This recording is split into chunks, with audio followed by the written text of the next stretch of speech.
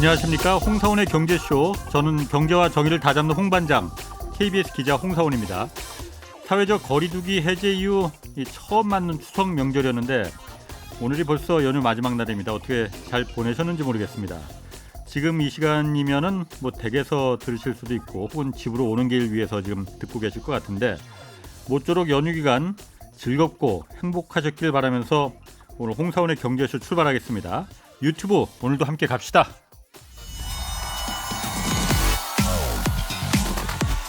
대한민국 경제 오디션 메가 경제스타 K. 여러분, 경제가 어려워서 힘드시죠? 그래서 준비했습니다. 대한민국 경제 오디션 메가 경제스타 K. 힘든 경제 상황을 이겨낸 감동 스토리, 우리 가정의 특별한 경제 공부법, 슬기로운 투자 아이디어, 경제와 관련된 이야기라면 모두 환영합니다. 총 상금 6천만 원을 준비했습니다. 여러분의 많은 참여 기다립니다. 이 프로그램은 당신의 투자의 길을 춤추게 하는 새로운 투자 플랫폼 탱고픽에서 함께합니다. 네, 내가 경제스타 K 12월 9일까지 사연 받고 있습니다. 대상 2천만 원, 최우상 500만 원, 또 월장원 매달 50만 원씩 상금 주어지니까 이 사연은 홍사원의 경제쇼 홈페이지에 올려주시면 됩니다. 자, 오늘 원포인트 경제 레슨 시간입니다. 이종우 이코노미스트 나오셨습니다. 안녕하세요. 예, 안녕하십니까. 오늘 그 채권 투자의 알파에서 오메가까지 한번 다 알아보겠습니다. 채권. 예. 사실 저도 채권 궁금하거든요. 예. 해본 적도 없고 어떻게 해보는 방법 좀 어려울 것 같고 뭔가. 예. 이거는 뭐 아무나 할 것 같으면 아무나 할 수 없을 것 같은 그런 느낌도 좀 들어요. 예. 일단 최근에 채권 인기가 높아졌어요? 높아졌다고 하던데? 예, 굉장히 높아졌죠. 8월 한 달 동안에 개인 투자자들이 그 채권 순매수한 규모가 3조 2,463억 원입니다. 그게 연초에 3천억 정도였거든요. 그러니까 한 달 한 8개월 사이에 보면 한 10배 정도 늘어나게 된 거죠. 그러니까 엄청나게 많이 늘어났다라고 볼 수 있어요. 3천억에서 3조. 예. 연초에서부터 외국인 그 개인 투자자들이 채권을 순매수한 금액이 11조 7천억 원입니다. 예년에 보면 한 해 내내 순매수한 금액이 3조 조금 넘는 정도였거든요. 그러니까 이미 보면 연초 다른 해하고 비교했을 때는 어마어마하게 많이 늘어났다 이렇게 이제 볼 수 있죠. 그러니까 최근에 보면 채권에 대한 이 인기가 굉장히 높아졌고요.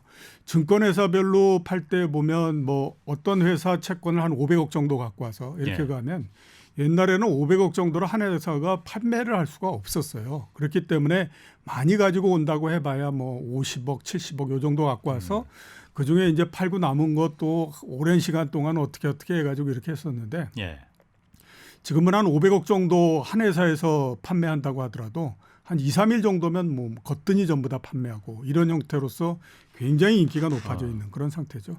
왜 인기가 왜 높아진 거예요? 주식이 안 돼서 그런가? 네, 두 가지 아무튼 꼽을 수 있는데요. 하나는 말씀하셨던 것처럼 주식이 안 돼서 그 부분도 있습니다. 그러니까 그 주식뿐만 아니라 채권에 대체할 수 있는 여러 투자 수단들이 있지 않습니까? 주식도 그렇고 그다음에 가상화폐도 그럴 거고 이런 것들이 일단 그 올해 초에서부터 계속해서 성과도 안 좋았고 앞으로 봤을 때도 당분간 그렇게 좋지 않을 거다라는 생각을 굉장히 많이 하고 있는 거죠. 내년도 말까지 간다고 하더라도 지금 상황에서 뭐가 그렇게 크게 달라져 있겠냐 이런 생각을 많이 하니까 그에 따라서 이제 다른 대체 투자 수단을 이제 찾는 과정에서 채권이 나왔다 이렇게 볼 수 있고, 두 번째는 수익률 자체가 굉장히 높습니다. 그러니까 이자 소득이 상당히 높아졌기 때문이다 이렇게 볼 수가 있거든요. 금리가 올라가서 그런 거예요? 네, 그렇죠. 그 지난주에 제가 알고 있는 증권회사 한 곳에서 한전이 발행한 채권을 판매를 했는데요. 수익률이 2년 만기인데 4.3%입니다. 1년에 4.3% 정도 주거든요. 그러니까 한전 가면 지금 그 한전이 전력 요금 때문에 적자가 난다 어쩐다 하지만 망할 거라고 생각하는 사람은 아무도 없지 않습니까? 그런데 1년에 4.3% 정도씩 금리 준다라고 하면 작년도 한번 생각해 보면 이거 있을 수 없는 일이라고 봐야 되거든요. 그러니까 상당히 높은 금리를 안정적인 형태로서 계속 주다가 보니까 다른 주식 투자하고 그래서 계속 손해 보고 이러느니 그냥 글로 가서 하는 게 낫겠다라고 해서 지금 계속해서 몰리고 있는 상황 이렇게 봐야 되죠. 그럼 주식하고 채권은 항상 이렇게 반대로 가요? 주식이 잘 될 때는 채권은 안 되고 채권이 잘 될 때는 주식이 안 되고 이런 꼭 거예요? 그렇지는 않습니다. 그러니까 이렇게 말씀을 드릴 수 있을 것 같은데요. 만약에 주식이라고 하는 곳에 100이라고 하는 자금이 있고 채권이라고 하는 곳에 100이라고 하는 자금이 있으면 주식만 투자하는 자금이 95고 채권만 투자하는 자금도 95입니다. 그럼 나머지 중간에 10이라고 하는 것이 있잖아요. 그게 이른바 이제 회색지대에 있는 돈이거든요. 그게 이제 금리나 또 주가에 따라서 왔다 갔다 하는 정도고 주식으로 갔다가 채권으로 갔다가 그렇죠. 그 나머지 95% 거의 대부분은 주식은 주식하는 사람만이 하고 채권은 채권하는 사람만이 하고 이렇게 됩니다. 그러니까 우리 그냥 이제 뭐 많이 얘기하는 거 보면 금리가 떨어지면 뭐 채권에서 돈이 빠져서 주식으로 가고 뭐 이런 얘기 많이 하지 않습니까? 그건 이론적으로는 그런데요.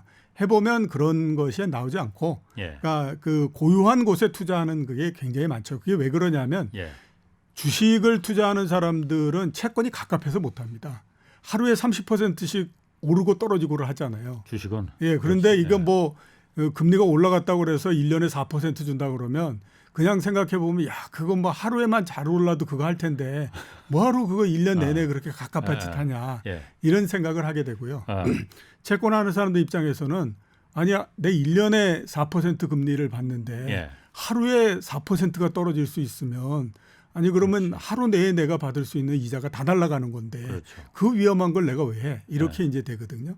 그렇기 때문에 거의 큰 돈들은 그냥 주식은 주식, 채권은 채권 이렇게 하고 중간에 있는 돈이 조금씩 이제 왔다 갔다 하고 이런 형태가 되는 거죠. 그럼 주식하고 채권하고 차이점이라는 게 채권이 그럼 안전자산입니까? 주식은 위험자산이잖아요. 상대적으로 그렇죠.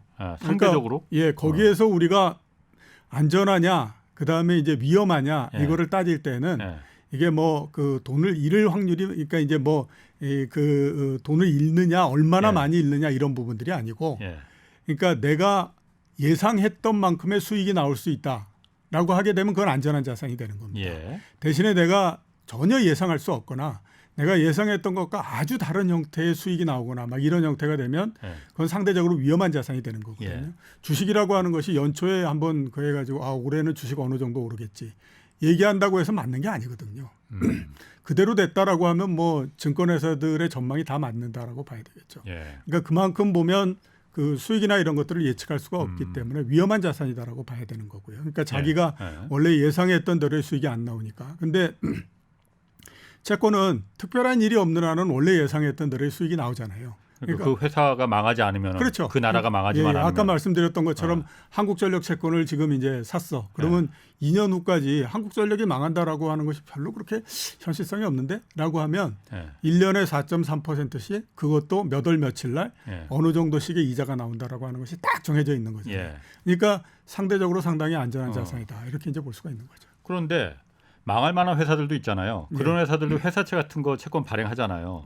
그런 건 위험자산 아닌가? 그러면? 그거는 이제 위험한 자산인데요. 근데 이제 그 아까 말씀드렸던 것처럼 위험하냐 안 위험하냐 하는 것이 내가 원본을 잃어버릴 확률이 높으냐 아니냐라는 걸 가지고 따지는 게 아니라 그러니까 기대하고 그다음에 내가 예상했던 만큼의 수익이 날 수 있느냐 없느냐 하는 거거든요. 그러니까 그런 회사들이 중간에 망하게 되면 당연히 못 받는 게 되지만 그 망하지 않게 되면 역시 마찬가지로 정해진 날짜에 딱 이렇게 일정하게 이자를 받을 수 있는 거잖아요. 그 망할 만한 그러니까 망할 만하니까 좀 이상하긴 하다.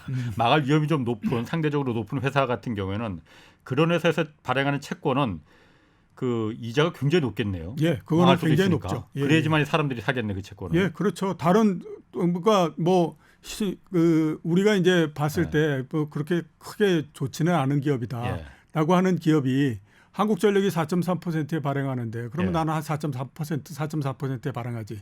이렇게 되면 그걸 누가 사가겠습니까? 안 사가죠. 그러니까 그걸 사가게 하기 위해서는 그만큼 뭔가 그 메리트를 계속해서 줘야 되잖아요.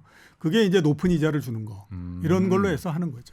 그래서 채권은 이자와 가격이 반대로 간다는 그렇죠. 게 그래서 그 얘기군요. 갑니다. 그래서 이제 그렇게 우량하지 않은 채권 이런 것들은 사람들이 이거를 갖고 있다가 이 회사가 망해버리거나 이렇게 되면 굉장히 손실을 보게 되잖아요. 그러니까 이제 어떻게 하냐면 그런 회사들을 굉장히 많이 모읍니다. 한 50개 이렇게 모아가지고 거기에 이제 투자를 하는 거거든요. 그러면 중간에 뭐 한두 개 이렇게 망하기도 하고 이렇게 하지만 또 상대적으로 보면 많은 기업들이 살아남는데 거기 그 회사들이 주는 이자가 많기 때문에 그냥 이제 보통 투자하는 거하고 또 거의 비슷하거나 그보다 훨씬 더 높은 이자 수익을 얻게 되는 거죠. 그런 상품이 있어요? 그런 상품이 ETF처럼? 있죠. 그게 이제 하이힐드 펀드 이래 가지고 그러니까 그 이렇게 이자율이 높은 그런 회사들만을 모아 가지고 이제 투자하는 그런 경우가 있죠. 그거 괜찮을 수도 있겠는데 한 50개 정도를 망할 그렇죠. 위험이 높은 그 회사채를 갖다 모은 ETF를 사면은 그 중에서 한두 개는 분명히 망할 거예요. 망하더라도 나머지가 이자가 워낙 높으니까 전체 수익률은 좀 주식보다 더 날 수도 있겠는데요? 그거는 주식보다도 훨씬 더 낫습니다. 그게 이제 미국이 1980년대 들면서부터 막 이렇게 유행을 했던 거고 그게 이제 그다음에 우리나라도 넘어와서 지금 이제 아예 상품으로서 굳어져 있는 형태인데요. 미국 같은 경우가 보면 1970년대 이럴 때 경제가 굉장히 안 좋았잖아요. 그리고 그 안 좋은 걸 벗어나고 난 다음에도 이게 회사들도 아직까지 별로 그렇게 안정이 못 찾고 그러니까 이게 그 아주 유명한 회사들 GM이나 이런 데만 이제 그 채권을 막 투자하고 그랬었는데 그러다 보니까 그렇게 이제 신용도가 떨어지고 그러는 회사들은 자금도 조달하지 못하고 그러니까 미국에 있는 그 투자은행들이 잘 보고 있다가 저거 모아서 하면 이게 돈 되겠다. 저거 모아서 하다 보면 그리고 이제 그런 회사들을 모은 그거를 가지고 한번 이렇게 테스트를 해본 거죠. 그래서 옛날서부터 봤을 때 1년에 정말 몇 개 정도가 그 부도가 나는가. 그랬더니 그 예상했던 것보다 부도가 훨씬 더 덜 나더라고 하는 거죠. 그래서 그러면 저거를 하나 모아가지고 만들게 되면 수익이 훨씬 더 나면서 나중에 이게 우리가 그게 되겠다. 근데 그게 성공을 했죠. 그다음에 그 아주 크게 성공을 해가지고 그 다음서부터 이제 그렇게 그 신용도가 떨어지는 회사들을 한꺼번에 모아가지고 투자하고 이러는 거가 이제 활성화됐고 우리나라에서 그게 이제 활성화됐던 게 언제냐면 외환위기가 지나고 난 다음에. 그게 이제 97년도에 외환위기가 나고 98년도 지나서 99년도 정도 되면 상황이 안정이 되거든요. 근데 그때도 보면 뭐 재벌 회사들 이런 데는 자금 조달이 쉬운데 상대적으로 중소기업들이나 그냥 뭐 그 이 상장 기업들 중에서 적은 기업 이런 데는 자금 조달하기가 굉장히 어렵잖아요. 그래서 정부가 스스로 나서서 그런 회사들을 모아가지고 펀드를 만들고 거기에다가 아무튼 정부가 일정한 액수를 이제 투자를 하게 해서 이렇게 그걸 한 거죠. 그때서부터 기업들을 좀 살리기 위한 목적도 있고. 그럼 그런 경우에는 자금 조달이 회사채 발행해서 좀 위험한 회사들이니까 개인들이 투자를 안 사니까 자금 조달을 안 되니까 그리고 묶어서 하면은 같이 묻어가는 거니까 기업 입장에서는 자금 조달도 좀 원활하게 될 수 있고 투자자들 입장에서는 한두 개 망하더라도 어떻게 보면 수익률이 더 좋을 수도 있고 그러니까 누이 좋고 매부 좋은 건데 사실 지금 보면 이제 앞으로는 경기가 안 좋아진다고 하잖아요. 침체가 된다고 하면 망하는 회사가 많이 나올 거란 말이에요. 그럼 그게 꼭 그렇게 좋지만은 않을 수도 있겠네요. 앞으로는. 그렇기는 한데요. 그 제가 이런 얘기를 많이 하는데 기업이 하나 망한다는 게 그렇게 쉽게 망하는 건 아니다. 이런 얘기 굉장히 많이 하거든요. IMF 때 쉽게 망하는 회사 엄청 많았는데. 그때는 굉장히 많았죠. 그런데 그 이후에 우리나라 기업들도 상당히 많이 바뀌면서 그러니까 IMF 이전만 하더라도 그러니까 뭐 1990년대 중반 이때만 하더라도 상장 기업이 한 해에 한 뭐 열 몇 개씩 계속 망했거든요. 그렇죠. 대기업도 망했어요. 근데 지금은 보면 상장 기업이 부도가 나는 경우는 거의 없고요. 그러니까 이제 뭐 저기 이 매출이 많이 안 되고 이익이 잘 안 나서 그래서 시장에서 퇴출되는 경우는 있어도 상장 기업이 부도가 나버리고 이러는 경우는 거의 그렇게 많지는 않습니다. 그럼 지금 말한 대로 채권에도 사실 우리가 흔히 가장 잘 알고 있는 국채, 나라에서 발행하는 국채가 있고 또 조금 전에 말한 뭐 회사채도 있고 뭐 특수채도 있고 여러 가지가 있잖아요.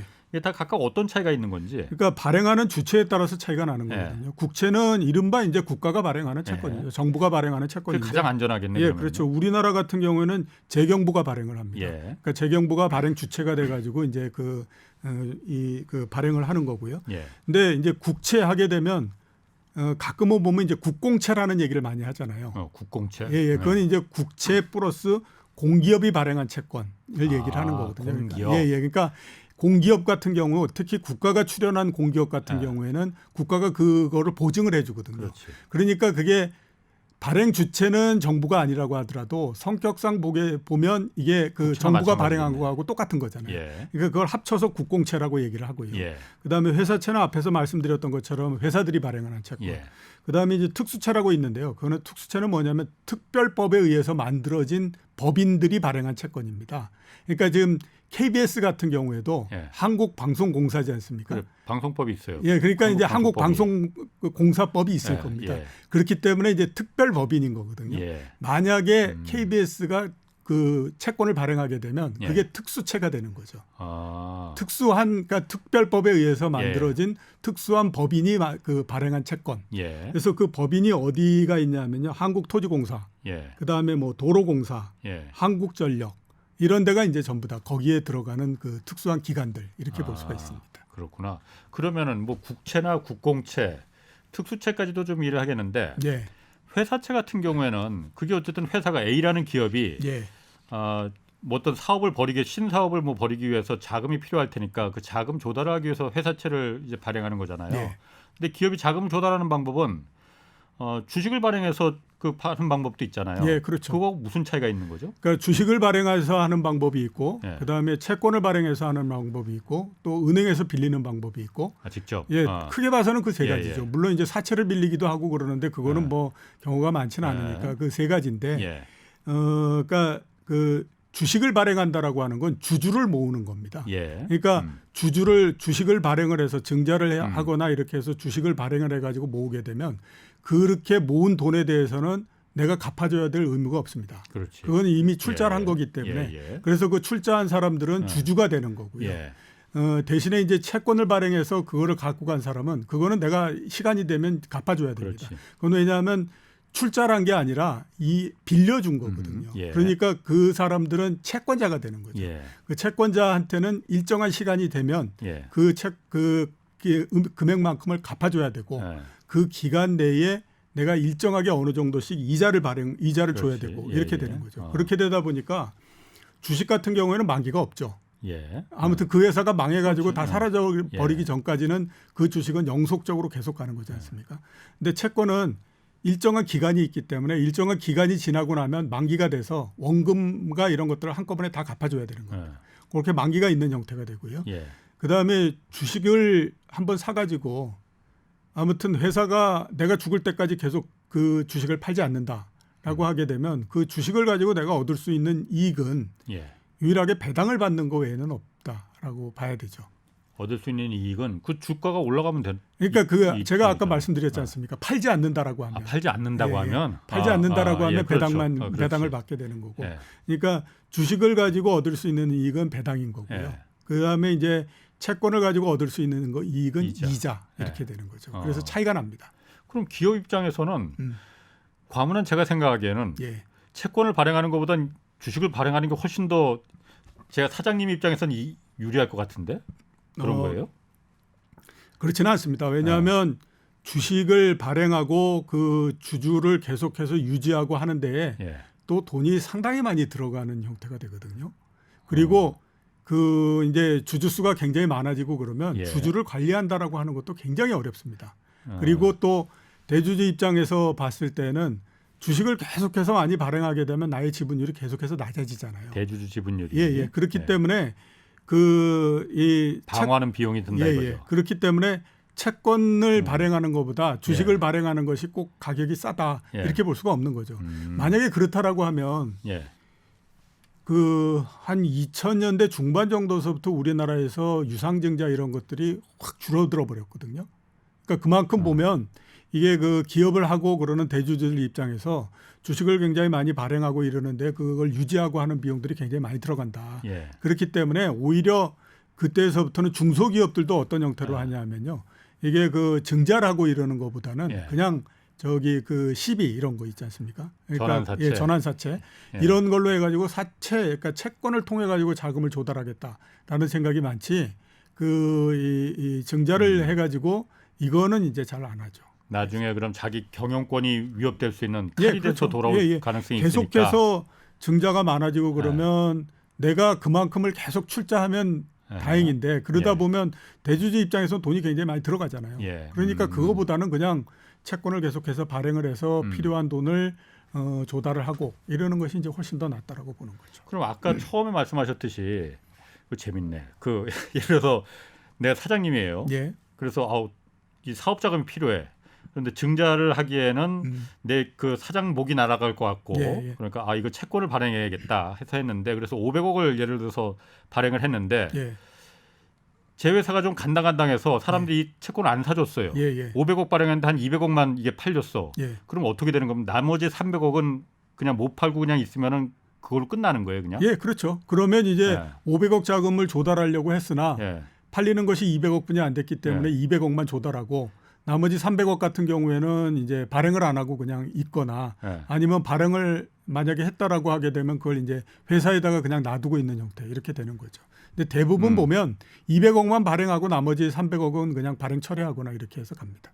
예를 들어서 500억 발행했는데 200억만 팔렸다고 하면은 회사 평판은 안 좋아질 것 같은데요. 소문 나면은 저 회사가 그 200억밖에 안 팔렸대. 300억은 팔지도 못했대. 저거 위험한 거 아니야? 근데 대부분 그러니까 이제 그 대기업 같은 경우에 그러니까 뭐 현대차라든가 삼성전자 이런 경우에는 그건 뭐 1000억을 발행한다 그러면 1000억보다도 훨씬 더 많은 사람들이 와서 살려고 하기 때문에 요즘은 대기업은 발행하지도 않아요. 그러니까 그거는 별 문제가 없고요.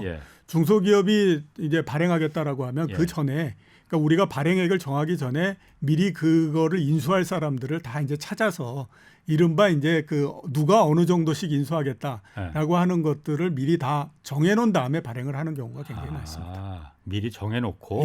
그렇죠. 그러니까 발행을 하기 전에 무슨 뭐 A 저축은행 이런 데 가서 우리가 그 이런 그 채권을 발행할 건데 금리가 얼마큼 되고 이렇게 가니 사시겠습니까? 이렇게 해가지고 이제 쭉 그걸 해서 뭐 미리 이제 그 해가지고 어느 정도 발행하겠다라고 하는 것들을 확정되면 그때 실제로 이제 발행에 들어가게 되는 거죠. 그럼 채권을 예를 들어 500억을 발행해서 500억어치가 그 사람들한테 다 팔렸으면은 그 사람들은 이걸 다시 또 다른 사람들한테 채권을 팔 수 있는 거죠. 팔 수 있는 거죠. 시장에. 그럼 이자는 그러니까 그 똑같이 은행에 넣어둔 이자하고 마찬가지로 자기가 갖고 있을 때만큼만 이자를 받고 다시 채권 다른 사람한테 이제 팔고 이렇게 하는 거예요. 그렇죠. 그러면? 채권이 남한테 넘어갔는데 내가 그 이자를 받을 수 있는 권리가 없는 거죠. 이자를 받을 수 있는 권리는 산 사람한테 넘어가 버린 거니까. 그런데 채권이라는 게 아까 말씀하셨듯이 평상시에 뭐 한 300억인데 요즘 3천억인데 요즘 3조 팔렸다고 그랬나? 요즘 좀 늘었다고 했잖아요. 근데 그 주식에 비하면 굉장히 작은 양이잖아요. 순매수액이니까 작은 액수는 아니라고 봐야 되죠. 그 정도면은. 근데 언뜻 보통 그 대부분의 사람들이 채권하면은 뭐 말은 많이 들어봤는데 일단 저거 접근하기가 어렵다, 사기도 어렵다 이런 인식이 있거든요. 실제로 채권 투자하는 게 쉽진 않을 것 같은데 쉽습니까? 쉽습니다. 그래요? 주식 투자하는 거하고 똑같기 때문에 어렵지 않습니다. 근데 이제 왜 어렵다라고 생각하고 이게 투자하기 어렵다라고 생각하냐면 해보지 않았기 때문에 그런 거죠. 그러니까 저 같은 경우에는 가상화폐 한 번도 투자해 본 적이 없거든요. 그러니까 가상화폐 투자하게 되면 뭔지 모르지만 굉장히 어려울 것 같고 그다음에 왠지 모르지만 사기꾼들이 드글드글 할 것 같은데 이런 생각이 들잖아요. 저랑 생각이 똑같네. 그러니까 똑같습니다. 왜 그 채권이 어렵다라고 생각하냐면 투자를 해보지 않았기 때문인 거죠. 근데 굉장히 쉽습니다. 그냥 증권회사에서 그 왜 홈 트레이딩 시스템이나 또는 뭐 그 모바일 이런 걸로 주식 사고 팔고 하지 않습니까? 그하고 똑같이 그냥 채권도 그거하고 똑같이 이제 사고 팔면 되는 거거든요. 그렇기 때문에 어렵지 않은데 이게 되게 이제 채권 할 때 어렵다라고 생각하는 건 뭐냐면 단가를 계산하는 것이 굉장히 어렵죠. 우리 그 고등학교 때 보면 등차 수열, 등비 수열 이런 거 있잖아요. 뭐 들어본 것 같긴 한데. 제가 훨씬 더 오래전에 고등학교를 나왔는데 왜 그러실까? 그러니까 왜 뭐 그 일의 몇 승을 그거면 얼마고 이렇게 되는 거지 않습니까? 그러니까 이제 채권의 지금 가격이 어느 정도 되냐면 만약에 3년 정도의 만기가 되는 채권이다. 그러면 1년 후에 내가 받을 그 이자가 지금으로 따지면 얼마고 2년 후에 받을 이자가 지금으로 따지면 얼마고 이거를 전부 다 계산을 해가지고 현재 가격으로 만들어가지고 그게 이제 채권의 가격이 되는 거거든요. 그렇게 가기 때문에 이게 원래대로 따지면 그런 등차수열, 등비수열을 다 풀어야 되는 겁니다. 그러니까 되게 이제 채권 관련한 책들을 보면 그거를 가지고 설명을 해요. 그러니까 이제 단가를 이렇게 계산하는 겁니다. 이렇게 가는데 그거 보면 머리가 터지는 거죠. 그러니까 안 하지. 그러니까 야 이거 굉장히 어렵다 이렇게 보이는데 증권회사에서 프로그램으로 그걸 다 만들어 놨습니다. 그러니까 이제 지금 이제 주가 보면 뭐 삼성전자 매수 뭐 5만 5천 원, 매도 뭐 5만 5,100원 뭐 이렇게 돼 있잖아요. 예. 채권도 똑같이 한전채 그 매수 10,000원, 매도 뭐 11,100원 이렇게 돼 있으면 10,000원 옆에 보면 4.31 이렇게 돼 있습니다. 그게 예. 뭐냐면 지금 이거를 10,000원에 사면 당신이 4.31%의 금리로서 이걸 사는 겁니다. 그거를 증권회사에서 프로그램으로 해가지고 다 만들어 놓은 거죠. 예. 그렇기 때문에 그런 걸 계산할 필요는 없고요. 그냥 나는 지금 한전 채권이 11,100원에 나와 있고, 예. 그 다음에 매도하려고 나와 있고, 매수하는 사람이 11,100원, 10,000원이니까 나는 그러면 11,100원에 살까? 아니면 10,000원에 넣어놓고 기다려볼까? 이것만 생각하면 되니까 주식 매매하는 거하고 똑같잖아요. 그러니까 주식하는 거하고 똑같다라고 생각하시면 됩니다. 그래요. 그럼 주식 같은 경우에는 예를 들어서 뭐 내가 어떤 기업의 주식을 산다고 하면은 이 회사가 어떤 회사인지 뭐 재무구조는 어떤지 뭐 예를 들어서 그 공시 자료도 좀 볼 수가 있고 뭐 기업 재무제표 같은 것도 얼마든지 들어와서 인터넷에서 볼 수 있고 그런데 채권도 뭐 그런 게 뭐 같은 회사가 발행하는 거면 그렇죠. 그 회사에 들어가서 볼 수는 있고. 그러니까 채권 관련한 것도요. 예. 그러니까 채권도 그렇고 주식도 그렇고 그 기업이 발행한 거잖아요. 예. 그러니까 주식의 가격도 채권의 가격도 결국 그 기업에 의해 기업의 가치에 의해서 결정이 되는 거거든요.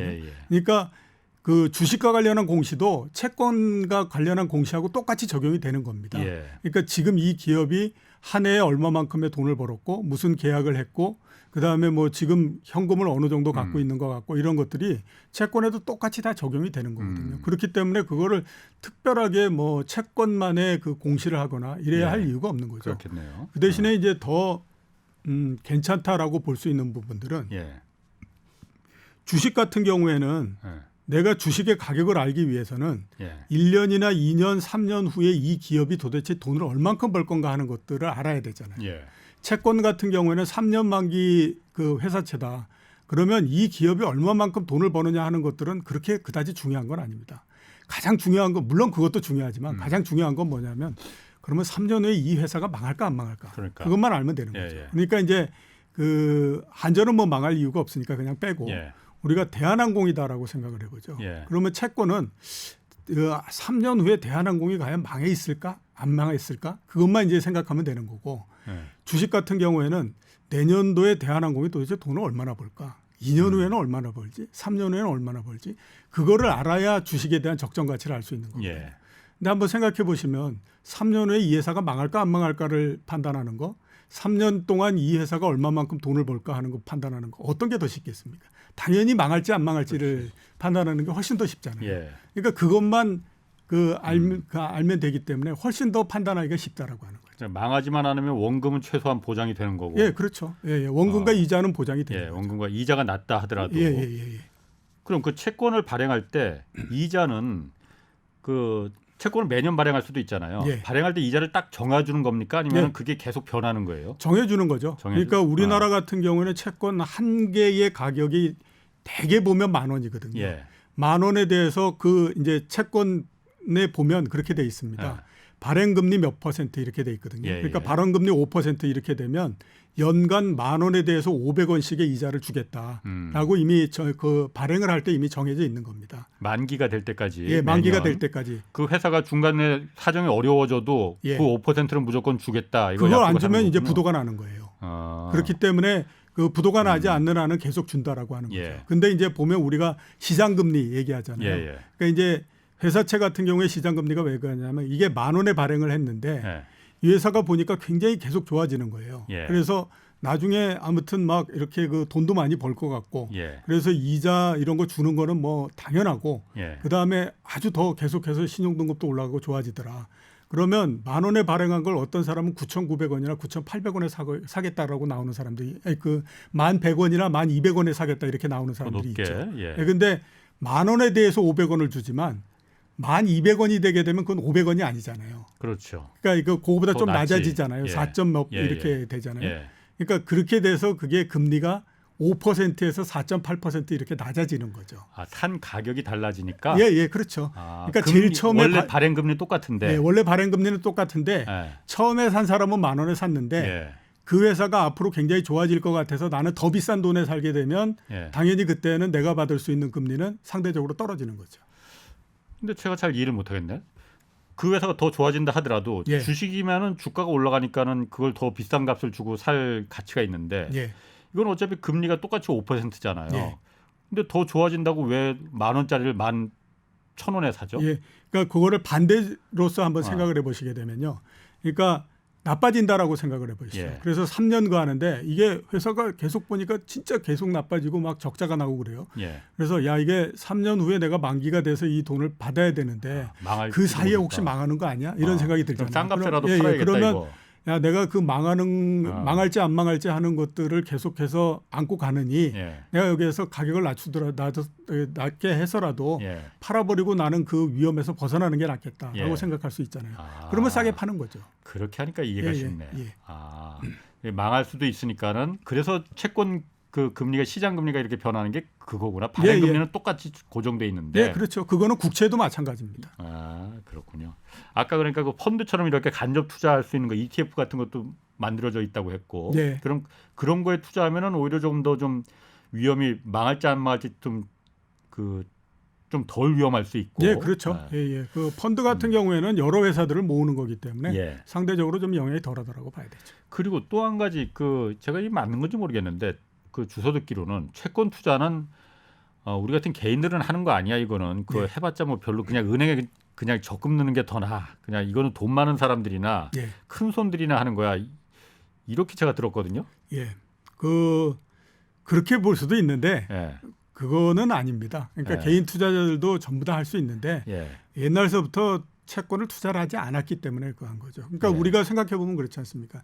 주식도 한 주, 두 주를 거래할 수도 있지만 기관 예. 투자자들이 한 주, 두 주 거래하겠습니까? 기관 예. 투자자들 최소한 아무튼 한 번 주문을 내게 되면 10,000주, 20,000주 단위로서 나가잖아요. 예. 그거하고 똑같은 겁니다. 그러니까 채권도 기관 투자자 같은 경우에는 한 번 사면 100억씩 뭐 이렇게 사지만 예, 개인 투자자 같은 경우는 그렇게 큰 거는 아닌 거거든요. 예. 그래서 최소 단위는 아까 말씀드렸던 것처럼 10,000원입니다. 10,000원만 있으면 할 수 있는 거고요. 예, 그다음에 이제 그다음 뭐 10만 원 그 이후로 쭉 되는 거는 얼마든지 할 수 있기 때문에 예. 꼭 그렇게 이제 많은 돈이 필요한 거는 아닌데 그러니까 이 옛날서부터 계속 이제 큰 걸로서만 기관 투자자들이 거래하는 거 이런 것들이 언론에도 그렇게만 계속 보도가 됐기 때문에 예. 개인 투자자들이 채권을 투자한다라고 하는 거에 대해서는 별로 그렇게 신경을 안 쓰는 형태였었죠. 예. 그런데 작은 돈 가지고도 얼마든지 할 수 있습니다. 예. 그럼 요즘 같은 고금리 시대에는 채권이 수익률이 더 높아지겠죠, 당연히. 예, 그렇죠. 예, 그러면 채권 수익률이라는 게 예. 아까 말씀하신 대로 이건 주식이야 뭐 워낙 위험 자산이니까 30%가 왔다 갔다 하는 거지만 이건 채권은 그렇게까지 뭐 수익률이 좋을 것 같지는 않고 예. 수익률이 어느 정도나 됩니까? 지금은 우리나라 국채 수익률이 3.8% 이렇게 되니까요. 10년짜리 국채 수익률이. 예. 2년짜리 이렇게 회사채 이런 것들은 신용등급이 굉장히 좋은 회사들 있지 않습니까? 예. A등급 뭐 이런 회사들. 그런데도 한 4.3%에서부터 4.5% 이런 정도까지 계속 하고요. 예. 이제 뭐 채권의 종류에 따라서 많이 차이가 나지만 은행이 후순위채 뭐 이런 것들로 가면 4% 후반 뭐 이런 정도까지 계속 나오죠. 그럼 은행 예금 금리보다는 채권 금리가 수익률이 더 좋아요? 당연히 좋죠. 왜 그러냐 하면 이렇게 생각해 보시면 갑니다. 은행에다 예금을 하잖아요. 예. 그러면 그 은행에다 예금하는 거를 가지고 은행들이 어떻게 운영을 하냐면 예. 그중에 일정 상당 부분은 대출을 해주고요. 예. 그 다음에 또 나머지 한 20% 이런 정도는 채권을 삽니다. 예. 그렇게 해가지고 그걸 운영을 하는 거거든요. 예. 그렇게 되면 채권도 사고 이렇게 해서 해야 되기 때문에 당연히 보면 예금 금리보다도 훨씬 더 높아야 되잖아요. 예. 예. 그래야 은행들이 거기서부터 그렇지. 돈을 벌어서 은행 직원들한테 월급도 주고 뭐 이런 데다가 자기네도 또 뭐 이렇게 가고 이익도 나고 이렇게 해야 되니까 예. 당연히 보면 채권의 수익률이나 이런 것들이 은행의 이자보다도 예. 높을 수밖에 없는 거죠. 그거를 해가지고 거기에서부터 나오는 돈을 가지고 예금자들한테 이 이자를 줘야 되는데 그거보다 낫다라고 하면 은행이 시간 지나면 그렇지. 망해버리죠. 그렇지. 그러면 지금 금리가 지금 계속 앞으로도 더 오를 가능성이 높잖아요. 예. 내년에도 더 오를 가능성이 있다고 하고. 예. 그러면 금리가 높아질수록 채권도 이자율이 계속 높아지니까 예. 지금 사는 것보다는 조금 더 이따 사는 게 낫겠네. 만약 채권을 살 생각이 있다 하면은. 예, 뭐 그렇게 볼 수 있죠. 예. 근데 이제 그 과연 어느 정도에서 금리가 고점을 칠 거냐. 예. 이거는 현재로서는 그렇게 알기가 물론. 어려운 예, 거잖아요. 예. 그러면 대충 이 정도면 되지 않겠냐라고 예. 하는 시점에서 사시는 게 맞고요. 예. 그다음에 이제 아까 말씀드렸던 것처럼 기관 투자자들 같은 경우에는 채권을 사고 난 다음에 뭐 그 금리가 오르고 떨어지는 거 이러는 거에 따라서 내다 팔기도 하고 이러지만 예. 개인 투자자들 같은 경우에는 그거보다는 만기가 될 때까지 꾸준히 계속해서 갖고 가면서 이자를 받고 예. 이러는 형태로서 하거든요. 그러니까 적정한 정도의 이 금리가 됐다라고 하면 그때는 그냥 이 사가지고 예. 내가 그 수준 정도의 이자를 계속해서 받으면서 그냥 이거 만기까지 간다. 이렇게 이제 보는 게 맞다라고 봐야 되는 거죠. 우리나라 같은 경우에 2000년서부터 시작해서 2021년도까지 20년 이 정도에 평균적으로 국채 10년물 국채의 그 평균 수익률이 그러니까 평균 금리가 3.9% 정도였었거든요. 예. 근데 지금이 3.8% 뭐 이렇게 되기 때문에 예. 거의 그 정도까지 지금 올라와 있는 상태입니다. 예. 그래서 제가 생각하기에는 앞으로 금리가 올라간다고 하더라도 시장 금리가 여기서 더 크게 많이 올라가거나 그러지는 않을 것 같고 예. 그다음에 이제 떨어진다고 하더라도 크게 많이 떨어지거나 그러지는 않을 것 같거든요. 그렇기 때문에 대충 10년물 국채 수익률을 기준으로 해서 4% 왔다 갔다 하는 형태가 되면 그때 정도에는 채권을 사도 문제가 없다. 이렇게 이제 봐야 되는 거죠. 그 대개 이 채권이 그러니까 그 회사가 망하지만 않으면 되는 거니까 네. 망하지만 않으면 내가 고정적으로 원금과 이자가 많든 작든 받을 수 있는 거니까 예. 망하지 않는 회사를 고르는 게 중요한데 예. 그러면 상대적으로 대기업이 덜 망할 확률이 좀 적으니까 예. 대기업 채권을 사면 그 더 유리하겠다 싶은데 예. 예를 들어서 삼성전자, 뭐 SK 하이닉스 이런 큰 회사들도 채권을 발행합니까? 예, 다 발행하죠. 예. 그 전부 다 발행하고요. 은행들도 많이 발행하고. 그럼 그런 회사들은 예. 이자가 굉장히 낮겠네 그러면은. 예, 그 이자가 굉장히 낮은데 아까 말씀드렸던 것처럼 아무리 낮다고 하더라도 국가가 발행하는 채권보다 이자율이 낮아질 수는 없잖아요. 그러니까 국가가 가장 안전한 그 곳이니까. 예. 근데 지금 말씀드렸던 것처럼 국채 수익률이 뭐 3.8 뭐 이렇게 되게 되면요. 아무리 삼성전자라고 하더라도 예. 수익률이 4%를 넘어가게 됩니다. 그러니까 미국 같은 경우에도 예. 애플이 세계에서 가장 좋은 기업이다 이렇게 예. 얘기를 하잖아요. 그래도 애플의 회사채 금리가 예. 4.4, 4.5 이 정도 나옵니다. 이게 왜 그러냐면 예. 미국의 지금 그 10년물 국채 수익률 이런 게 지금이 한 3.4% 이런 정도 되거든요. 네. 거기에다가 기업이기 때문에 정부가 아니고 기업이기 때문에 정부가 발행하는 것보다는 높게 발행을 해야 되잖아요. 그게 이른바 이제 프리미엄을 붙인다라고 얘기를 하거든요. 리스크가 있으니까. 예, 그 프리미엄이 예. 대략 1.1%에서 1.2% 정도 붙습니다. 예. 그러면 국채 수익률 3.3%에다가 예. 프리미엄 1.2%를 더하면 4.5% 나오잖아요. 예. 그러니까 애플도 그 정도에 발행한다라고 하는 거예요. 그러니까 우리나라도 마찬가지로 삼성전자가 돈도 잘 벌고 뭐 100년이 간다고 하더라도 망하지 않을 거다라고 하더라도 이게 국가가 발행하는 채권보다도 금리가 낮아질 수는 없다라고 하는 거죠. 그런데 제가 만약 삼성전자 회장이라면은 진짜 그렇게 되면 좋겠네. 회장이라고 하면은 2%에 발행하시고 그러니까 아니 채권을 발행하는 것보다 예.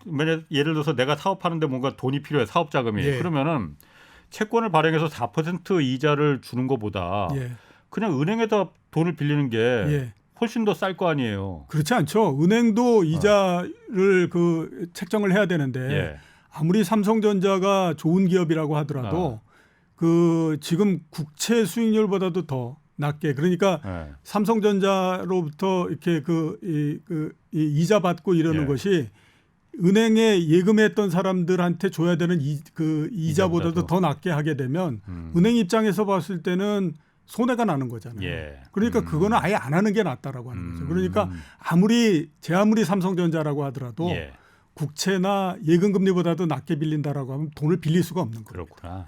그거보다 은행 예금보다는 당연히 더 아무리 안전한 망할 염려가 없는 회사나 나라라 하더라도 더 높아져야 되는 거군요. 그렇죠. 그러면 같은 회사에서 발행한 채권이라도 이게 그 신용도가 그러니까 이자율이 이렇게 다른 경우가 있어요?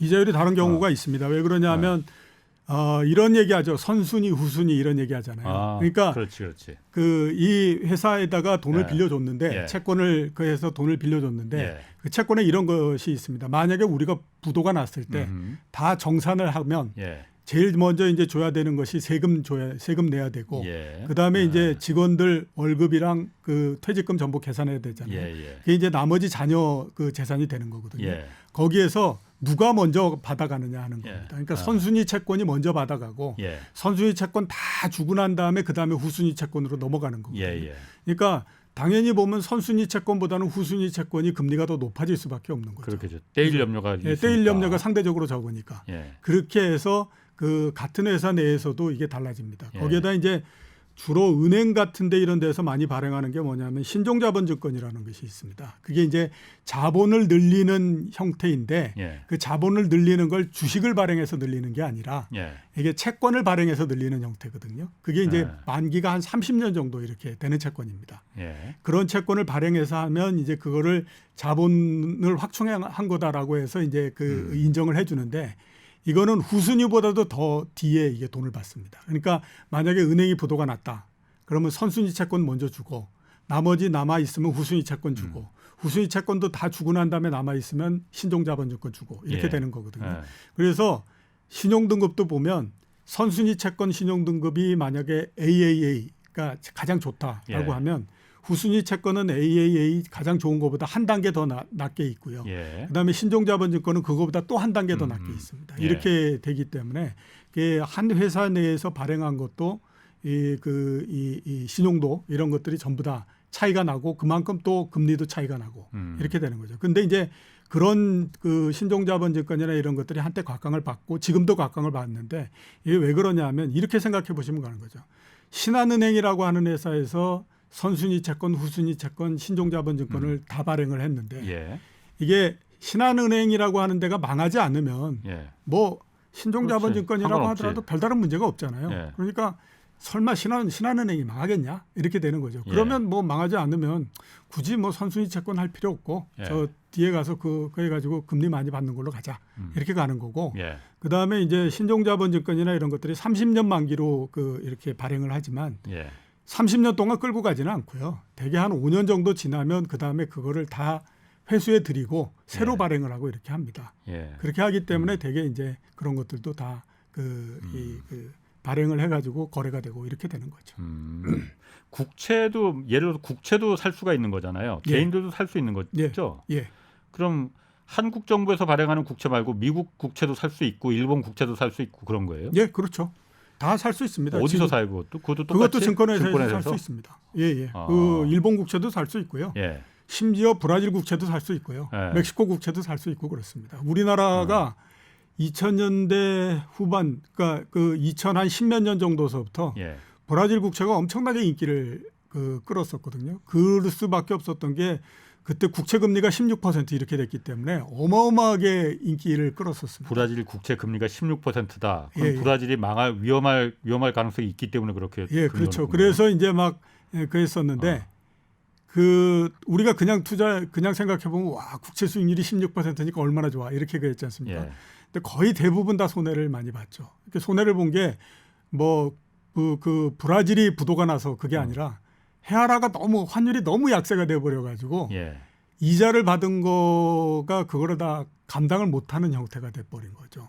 아 그게 자국 화폐 가치하고도 연관이 되는 예, 그러니까 거예요, 두 가지로서 알 수 있습니다. 원래 이제 브라질이 만약에 국채를 발행하게 되면 예. 자국 통화로서 이렇게 이제 그 이자를 주고 하거든요. 아. 그게 아니라 달러로 발행을 해서 주는 것도 있어요. 그런데 예. 달러로 발행해서 주는 거는 상대적으로 금리가 굉장히 낮습니다. 만약에 브라질 이 헤아라로 발행한 게 한 16%다. 예. 그러면 달러로 발행한 건 4% 이것도 안 되는 거죠. 그러니까 굳이 뭐 투자하는데 뭐 4% 투자 할 거면 그냥 미국 국채하지 뭐 이렇게 되는 거죠. 그러니까 그건 별로 인기가 없고 이쪽으로 이제 가서 이렇게 된 거죠. 아 그러니까 달러 표시 국채 뭐 이렇게 말하는 게 그거구나. 그러니까 예, 그렇죠. 예, 그 브라질도 16%는 이거는 브라질이 헤아라입니까? 헤아라로다가 우리는 이자를 쳐서 줄게 라고 한 건데 그때 보니까 16%라 하더라도 헤아라 가치가 너무 떨어져 폭락을 해갖고 말이 16%지 달러로 그 환산하면 뭐 한 4%도 안 되더라 이런 거고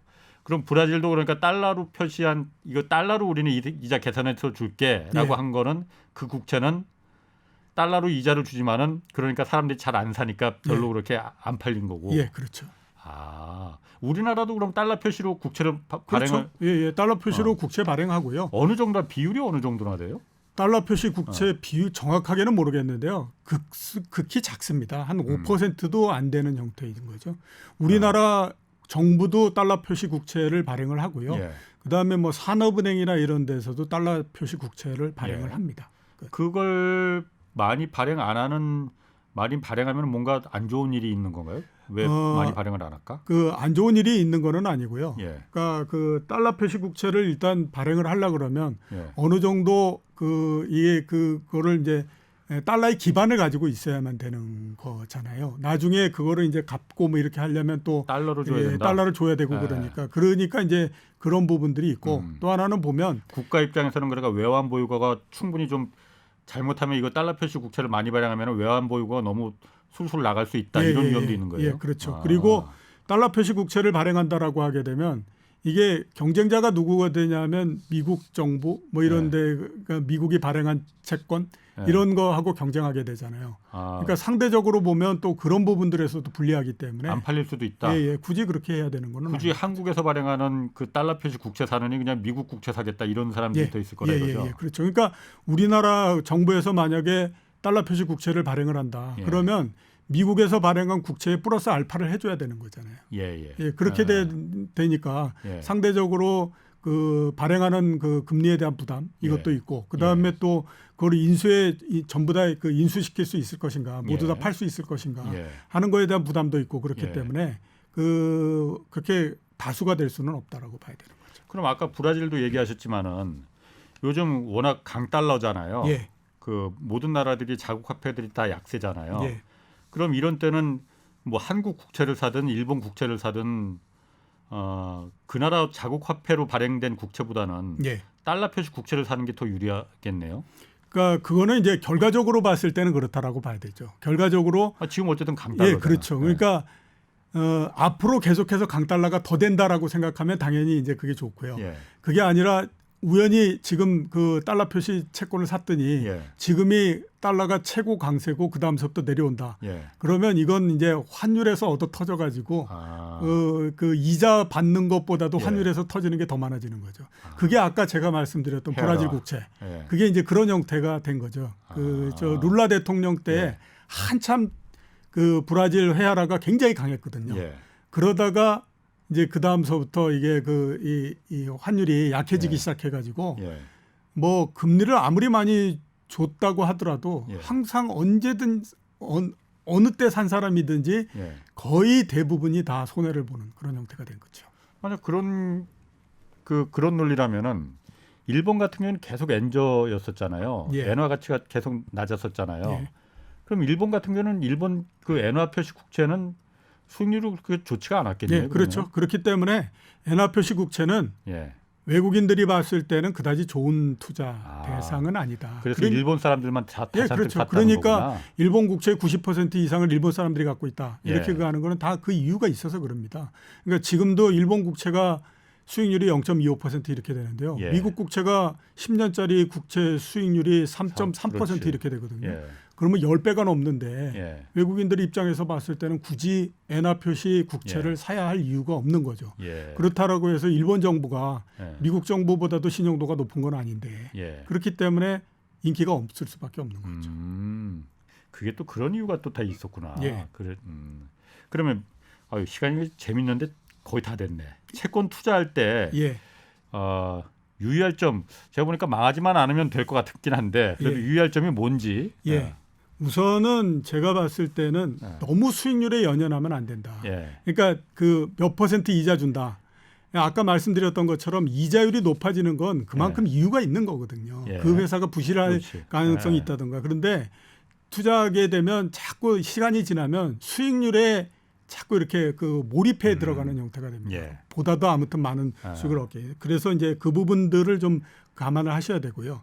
그다음에 채권은 주식만큼 거래가 원활하게 되지는 않습니다. 그렇기 때문에 자기의 자금 수급 계획 이걸 가지고 투자를 하셔야 됩니다. 재밌게 아주 잘 들었습니다. 이종우 이코노미스트였습니다. 고맙습니다. 네, 고맙습니다. 내일은 바이오 산업의 성장성과 투자법 이거 자세히 한번 분석해 보겠습니다. 지금까지 경제와 정의를 다잡는 홍반장 홍사원의 경제쇼였습니다.